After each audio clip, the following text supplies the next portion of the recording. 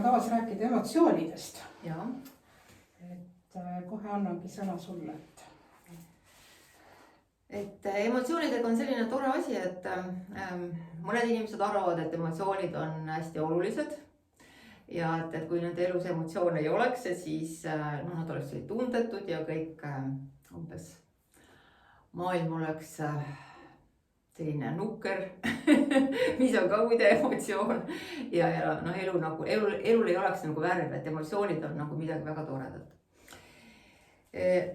Ja sellepärast, et mis emotsioonide vabastamisest te siin üldse räägite, et siis te võtate nagu elult nagu maitse või midagi sellist.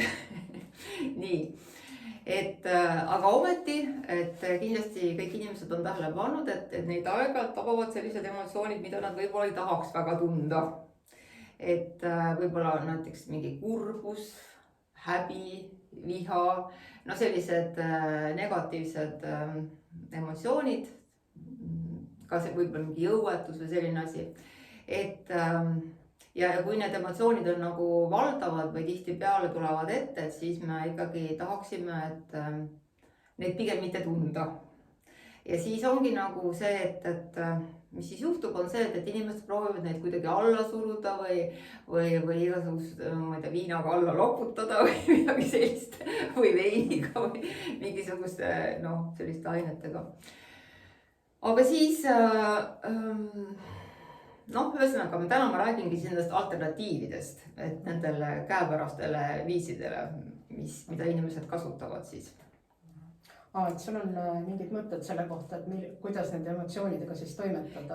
Peale selle, et neid on võimalus ka alla suruda, aga see ilmselt ei ole kõige tervislikum viis. Nojah, et võib-olla kõige tavalisem asi on see, et lihtsalt joon ennast purju ja siis on pohmeel ja siis on nagu see draama nagu läbi mu elus, eks ole, või see on nagu maandatud siis, eks ole.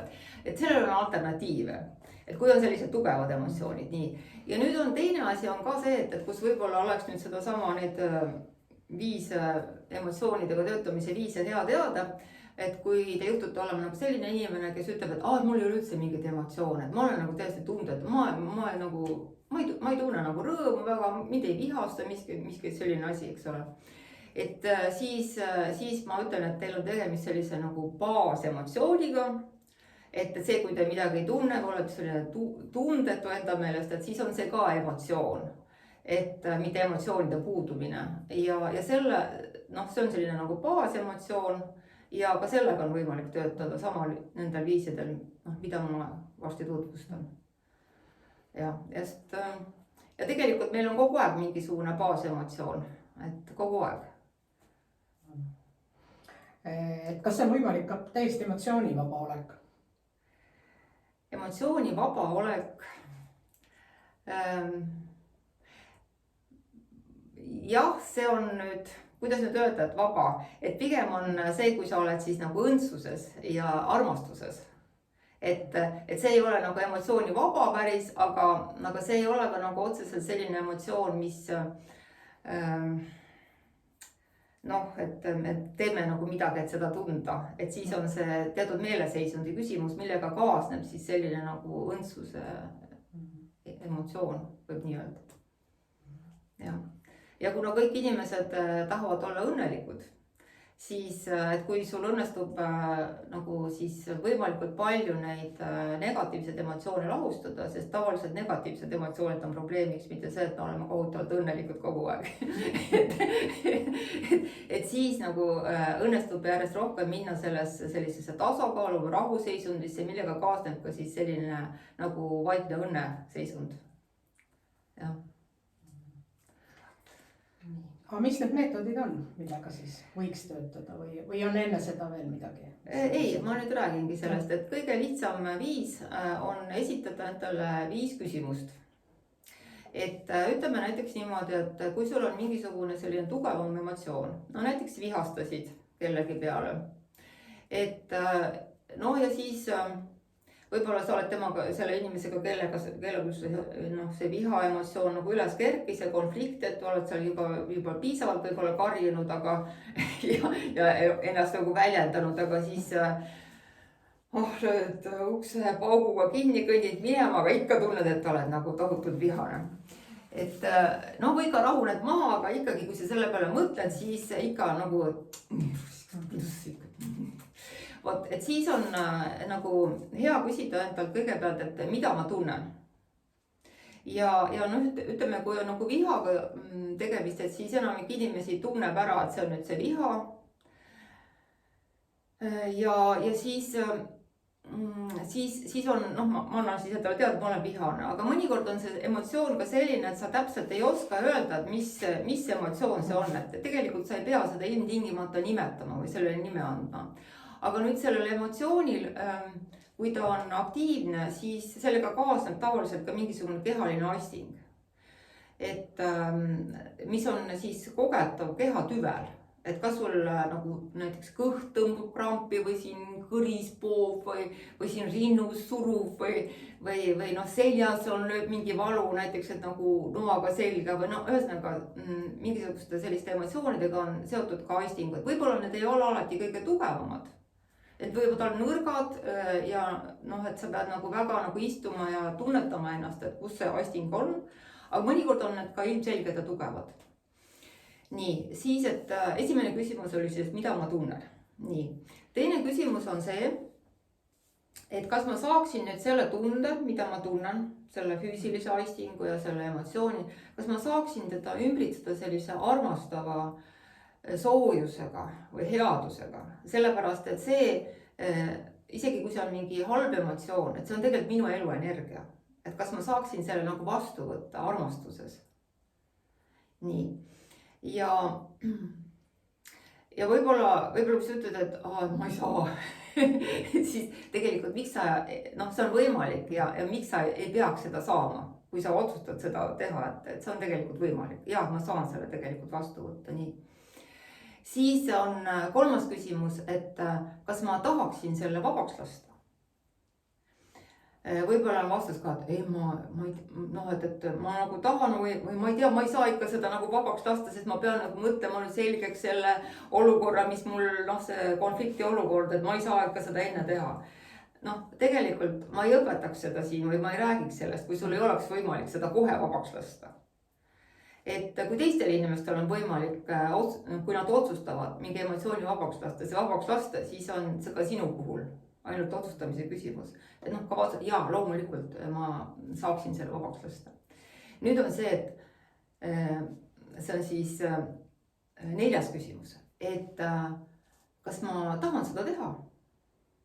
Mõnikord inimesed ütlevad, et ma ei taha. Et ma ei taha nagu seda veel teha, sellepärast, et ma pean ikka nagu mõtlema selle peale, mis meil seal täpselt juhtus ja kuidas ma ikka täpselt tundsin ja noh, nagu analüüsima seda asja. Aga tegelikult, kui sa teed selle otsuse, kui sa ütled endale, et jah, ma tahan seda teha, siis piisab sellest otsusest ja siis see energia hakkab liikuma. Ja nüüd on küsimus, viies küsimus on millal. Ja sa võid otsustada, et kohe. Sa ei pea ootama, mõnikord inimesed räägivad mulle, et no jaa, aega pikku ja võib-olla, no ma ei saa seda ikka kohe teha, et tasapisi ja niimoodi. Tegelikult sa saad seda kohe teha. Ja kui sa ütled, et jah, kohe, siis sa võid tunda, kuidas su kehas hakkab mingisugune liikumine. Et tegelikult emotsioon liigub alati ülespoole, et ta vabaneb siis niimoodi keha tasandil läbi kroonchakra või läbi pealae, et see energia liikumine tekib ülespoole. Nii, ja nüüd üks selline kehaline aisting, et emotsioon tõesti vabaneb, on see, kui sul näiteks tekivad silmad lähevad märjaks. Mitte see, et sa hakkad otseselt nutma või mingid pisarad nagu tulevad, või siis kõige tavalisem on see, et inimene hakkab haigutama. Ja siis sa tunned, kuidas, kui sul varem oli näiteks siin rinnus mingi raskus või pitsitus, et siis see tunne nagu läheb järjest pehmemaks ja nagu liigub üles poole ja siis see nagu hajub. Ja niimoodi see emotsioon vabanebki. Aha. Niiviisi, et ma saan aru, et see on esimene meetod, mida jah, see on üks meetod. Saab kasutada. Ja. Aga mis need järgmised meetodid? Et nüüd on siis üks teine meetod, mida ma tahan ka tutvustada, on võib-olla, mõnes mõttes on ta lihtsam, mõnes mõttes võib-olla keerulisem. Aga mis, ma arvan, et inimesed, kellel on kogemusi meditatsiooniga, eriti hingamise teadvustamise meditatsiooniga või sellise zen budistlike meditatsioonidega. Et siis võib-olla nendele sobib paremini see fookuse lahti laskmine.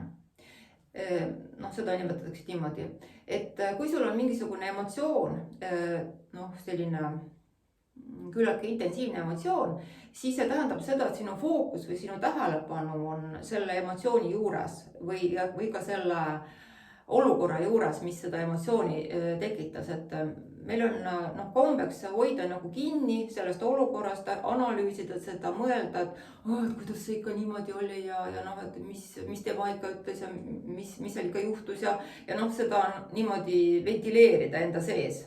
Või siis proovime rääkida siis oma sõpradega nendest asjadest või mis iganes.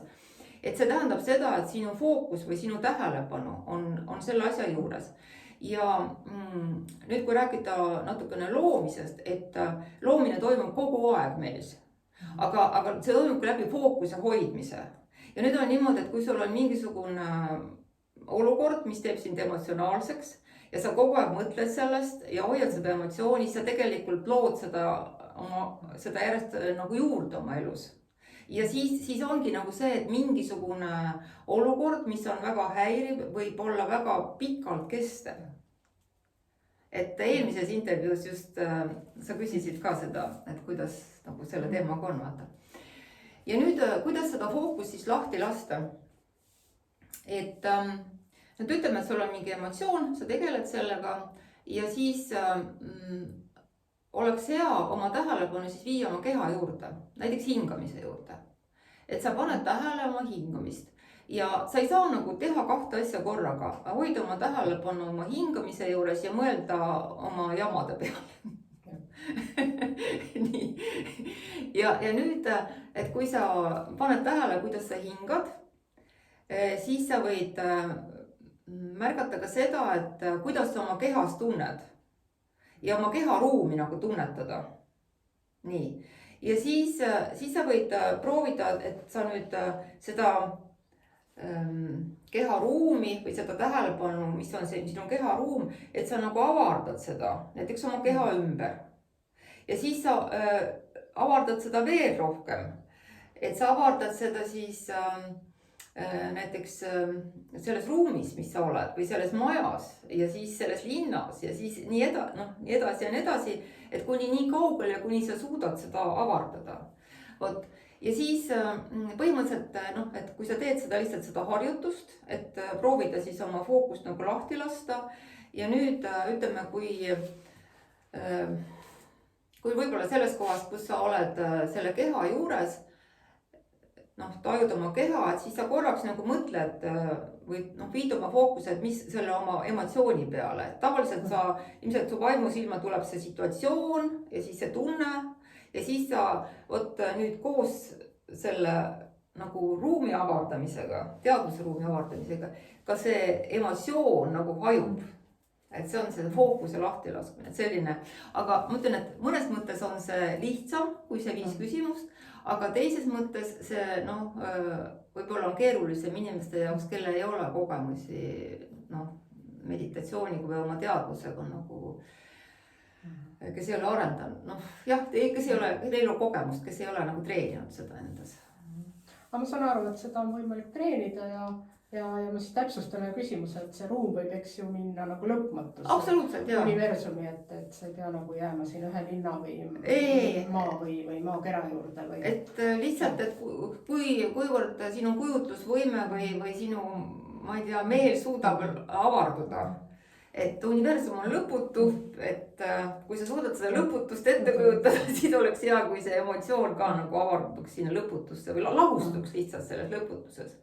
Sellepärast, et kui sul on see fookus selle peale, siis sa hoiad seda töös. Aga kui sa lased selle fookuse lahti, siis see läheb. Ja võib-olla on niimoodi, kui õhtul lähed magama ja on palju mõtteid või tuleb nagu üks mingisugune asi meelde, mis võib-olla mingi häiriv olukord päeval või ma ei tea, nädal tagasi. Et siis sa võidki proovida lihtsalt neid niimoodi lahti lasta. Ja siis kui sul ei ole, kui su fookus ei ole millelgi kinni, siis sa ei loo parasjagu mitte midagi, siis sa puhkad. Ja see on suurepärane on ka niimoodi magama jääda. Nii, see on nüüd teine suurepärane võte, mida emotsioonidega teha, aga ma saan aru, et see ei ole veel kõik, et neid on veel. Ja on veel, et siis on selline asi nagu, seda nimetatakse ka emotsioonide lõpuni tundmiseks, mis on nagu väga huvitav tehnika.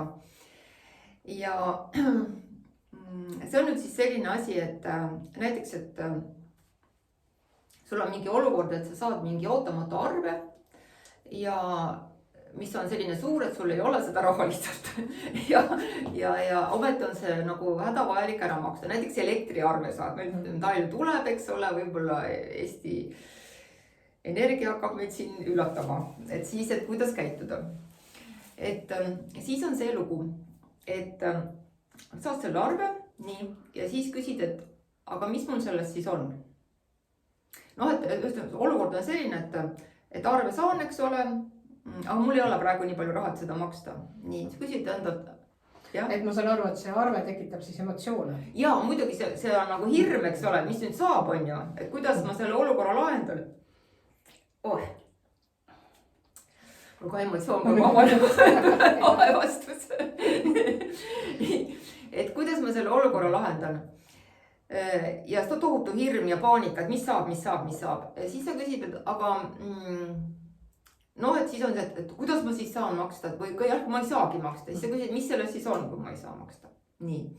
No, siis on see, et umbes, et nad saadavad mulle uue kirja ja siis mis sul sellest siis on? No siis nad lülitavad lõpuks mul välja selle elektri ja no mis siis sellest on? No siis ma olen külmas ja siis näljas põhimõtteliselt, et no mis siis sellest on? No vot siis ongi niimoodi, et ma ei saa oma kodus enam olla, siis ma olen tänaval ja on talv ja siis ma surengi seal nälga ja külma ja no ühesõnaga noh, selline lugu, et alati, kui sa hakkad küsima seda, et mis mul sellest siis on, siis tegelikult see lõpeb selle eksistentsiaalse asjaga, et ma suren näljas ja külmas ja tohututes kannatustes. Nii. Ja siis sa saad nagu otsustada, et kas nüüd see asi tõesti nüüd on nüüd see asi, mis kindlasti juhtub sinuga. Et kui sa nüüd noh, nagu niimoodi mõistusega seda asja võtad, siis tõenäoline on siis see, et isegi kui sul ei õnnestu seda raha nüüd teenida juurde, et siis võib-olla laenad kellelgi selle raha või ühesõnaga, et põhimõtteliselt sa saad lõpuks oma arved ikkagi makstud. Et see ei tähenda sinu jaoks automaatselt seda, et sa sured nagu nälga ja külma. Jah. Nii, et see on nüüd see praktiline lähenemine, et kuidas seda olukorda lahendada, aga mis selle emotsiooniga teha hirmuga, et mis siis see hirm nagu veab meid sinna, et kohe varsti tuleb surm mõne kuu pärast. Aga et mis selle hirmuga siis teha? No, et see lõpuni tundmine. No see ongi nagu see, et kui sa saad aru sellest, et tegelikult ongi see lihtsalt hirm, et see lihtsalt ei ole reaalne, midagi sellist juhtuks. See lihtsalt ei ole reaalne, et midagi sellist juhtuks. Et noh, tegelikult ma tegin sellise katse endaga, et ma just nagu rahaga, hirmuga, selle hirmuga töötades, et mul ei ole piisavalt raha. Ja siis ma esitasin endale nagu 2 küsimust. Et üks küsimus on nagu see, et mis siis nagu saab, mis sellest siis on, et kui mul mitte kunagi enam raha ei ole, mis siis sellest on? Nii. Ja siis kuna ma olen teinud nii palju neid protsesse sinna surma ja siis nälja ja selle kannatustega suremisse, et siis mul oli natukene nagu teine see mõttekäik.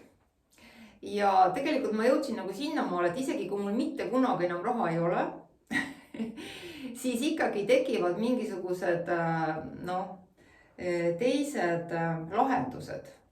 et inimesed aitavad mind, et mul ikkagi on nagu see, et ma jään ellu, et mul on toitu, mul on soojust, et ikkagi on mingisugused, ma saan, et noh, mingi abi mulle tuleb, et isegi kui mul mitte kunagi ei ole, sest noh, mul on küllaltki hea sotsiaalvõrgustik, et mitte kunagi, isegi kui mul mitte kunagi ei oleks raha.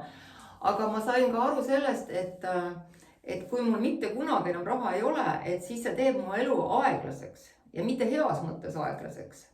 Et see, ja siis ma küsisin ka, et mis siis oleks, kui mul oleks nagu piiramatult raha. Et siis ma sain aru sellest, et muidugi see emotsioon on, et tegelikult võib ka vabastada nagu neid positiivsed emotsioone, et noh, tohutu rõõm, et mul on nüüd piiramatult raha ja kõik niimoodi. Et siis ma sain ka aru sellest, et kui mul on piiramatult raha, et siis mul on lihtsalt, ma saan asju kiiremini teha. Noh, neid asju, mida ma plaanin teha, sest mul on nagu, ma saan osta teatud teenuseid, mingisuguseid asju, mida on vaja. Et lihtsalt see, kui raha ei ole, teeb elu lihtsalt hästi aeglaseks ja kui sul on raha, siis see teeb elu nagu kiiremaks. No see oli see minu nagu see protsess. Ja väga hea näide, et kuidas selliste elulistele asjadele ka siis läheneda. Jah.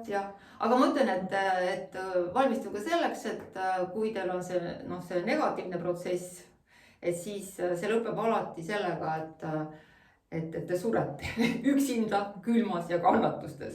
Ja siis see teraapiline osa on siis selles, et siis te saate aru, et tegelikult see olukord, mis siin on, kui sa võtad mõistusega, siis seda kunagi ei juhtu, et sa sureksid üksinda, külmas ja kannatustes. Et see on nagu see, kuidas selle hirmuga nagu töötada. Niiviisi. Ja kas seal nimekirjas oli veel mõni? Tegelikult ma ütleksin veel see, et kui sul on mingid soovid, vaata, et on nagu selline asi, et kui sa tahad midagi tohutult saada, siis on, miks sa ei saa, on see, et sul on tohutu hirm, et sa ei saa. Ja sul on kohutav tahtmine, kohutav himu seda saada. Ja siis, et see viis, et mis mul selles siis on ka päris hea töötada nagu sellega, kui sa tahad mingit soovi tõeliselt, et see realiseeruks. Sellepärast, et nii see, hästi see tahtmine, see soov, et ma õudselt tahan seda, see on väga tugev emotsioon.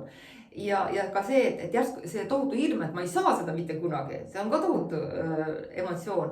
Ja siis, et see viia nagu neutraalseks, sellepärast, et need soovid, mille suhtes sa oled suhteliselt neutraalne, nagu kõige nagu kiiremini või kergemalt siiski realiseeruvad. Vot. Aga seal emotsioonide vabastamise juurde tagasi tulles, et kas seal nimekirjas oli veel meetodeid või? Tegelikult see on nüüd nagu 4. võimalusena.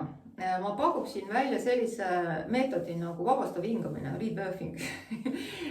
Et ma olen sellega tegelenud aastakümneid ja ma olen sellega siis ka Tartu vanglas rehabiliteerinud narko- ja alkosõltlasi. Ja miks mind kutsuti sinna, sellepärast, et oli väga suur protsent, enesetapu protsent oli vanglas. Ja siis nad otsisid mingisugust viisi, kuidas seda vähendada. Sellepärast, et need inimesed, need kinnipeetavad, et nad sattusid väga sellistesse tugevatesse negatiivsetesse emotsioonidesse, millega nad ei osanud toime tulla siis muul viisil kui läbi suitsiidi. Vot, ja see tõesti töötas. Ja sa mõtled see vabastamis? Jah, et ma töötasin seal sellise 10-20 meheliste gruppidega, et hingasin nendega kord nädalas. Et meil oli 10 seanssi, et üks seanss nagu nädalas, üks kohtumine nädalas. Ja see tõesti nagu aitas ja ma sain nagu väga positiivset tagasisidet. Aga kõigi nende aegade jooksul olen ma ka siis töötanud individuaalklientidega ja gruppidega, nii-öelda tavaliste inimestega. Ja mitte ainult töötanud, vaid ka ise hästi palju hinganud, nii maa peal kui ka vees. ja ma ütlen, et ma alustasin sellega siis kuskil aastal 1999 ja siiamaani me aeg-ajalt hingame. ja ma pean ütlema, et see on väga palju aidanud sellistest rasketest elusituatsioonidest või perioodidest üle. Et kui on olnud nagu väga tugev selline stress või emotsionaalne pinge või meil kõigil on elus raskemaid perioode. Et ja see on siis niimoodi, et sa lihtsalt hingad ühendatult ja sügavalt, see on väga kehaline ja siis sa tunned oma kehas aistinguid, mis võivad olla üsna intensiivsed.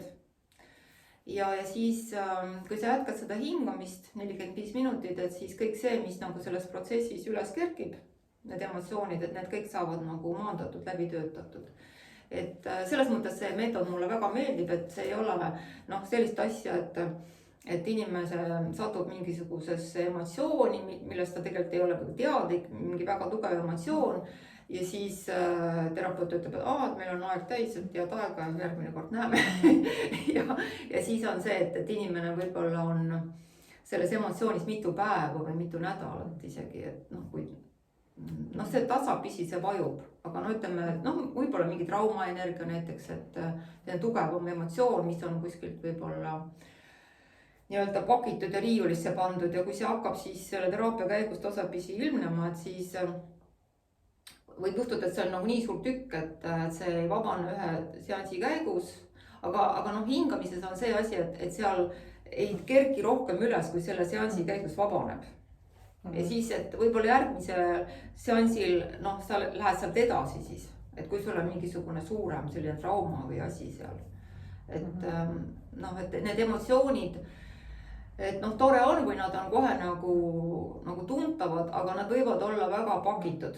Eriti seal mingid lapsepõlve asjad või isegi mõned inimesed kogevad mingit eelmist elud ja mingisuguseid emotsioone.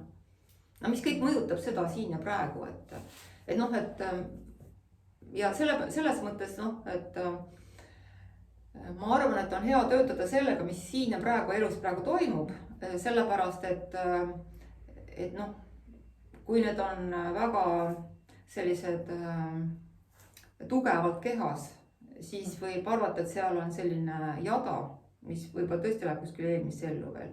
Aga vahet ei ole. Et see avaldub alati selles elus, et ei ole tegelikult vaja väga tuhnida selle eelmistes eludes ja otsida sealt ja kaevata midagi. Sellepärast, et see, mis on, see on iga päev kogu aeg kohal. Võib-olla ongi selle baasemotsioonina. Ma saan aru, et siis seda vabastavat hingamist saab sinu juurde tulla proovima. Ja, et kirjutage mulle Messengeri või meili peale maireserkel@gmail.com või võite kas või helistada, et telefoninumber on saadaval igal pool avalik. Nii, mis on veel tänase teema kokkuvõtteks? Ma ütlesin, et ärge siis laske emotsioonidel oma elu rikkuda. Et tegelge sellega. see on minu sõnum. Aga siis kohtume järgmine kord ja võib-olla näeme vahepeal. Olgu, aitäh teile!